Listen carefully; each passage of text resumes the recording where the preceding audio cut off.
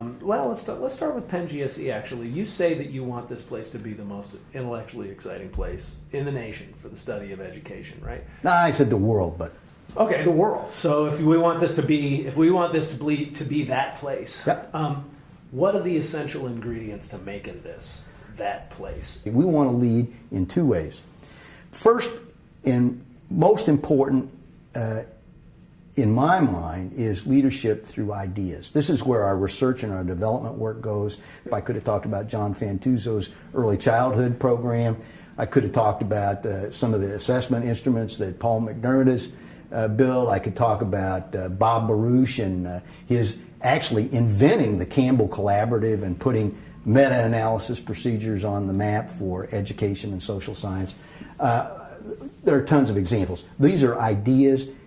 We want to be the place that people in education look to get ideas about how to do their work better. See, the other strategy is the one everybody probably would think of, leadership through people. We get fabulous students. Our students are lights out better than the students anyplace else I've been. You can check out where I've been. And so it creates a very yeasty environment. These people got all the potential in the world. We just need to figure out how to work with them to take them to the next level. Some of the people we produce are going to be future professors. They're going to have their academic children who are going to become future professors. And if you think about that over a lifetime, that can have a very huge multiplying effect. Just like we produce a principal, just like we produce a teacher. And one teacher over his or her lifetime works with, huge numbers of students. So again, if we can create leaders in practice, leaders in research, leaders in policy, then we'll have a big impact in that way as well.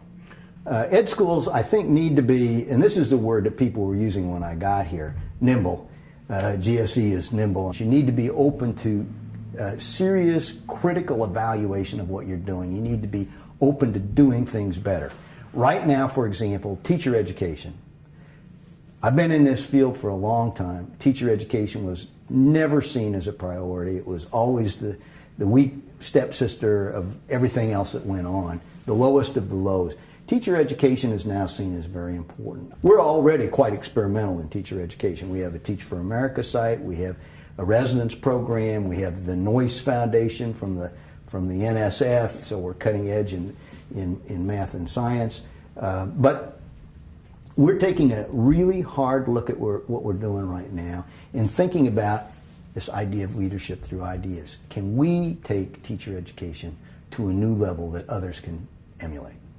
I see entrepreneurship in this whole initiative as one attack on how to better connect research and practice. The holy grail. How do you do it? Very difficult. We got good ideas that just don't get traction. And but you need that. One of our hypotheses is you need to find something that's good and show that it works, and then you need an entrepreneurial spirit. You need to bring it to market. I mean, it's an amazingly great university. And they say, and I thought this was just kind of like a throwaway or a cliche. They said, we're founded by Benjamin Franklin. Benjamin Franklin's a practical man. They mean it here.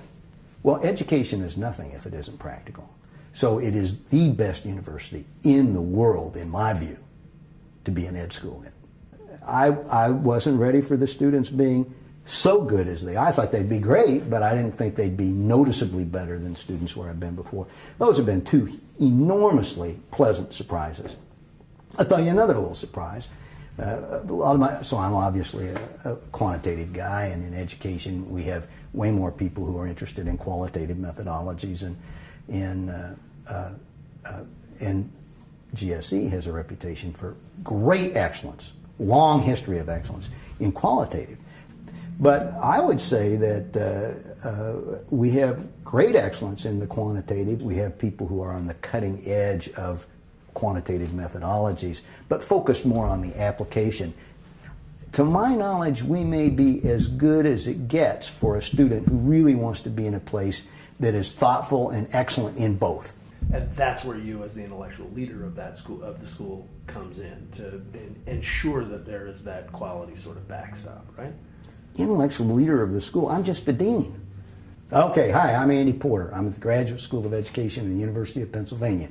We're in Philly. There you go. And you're the dean. And I'm the dean.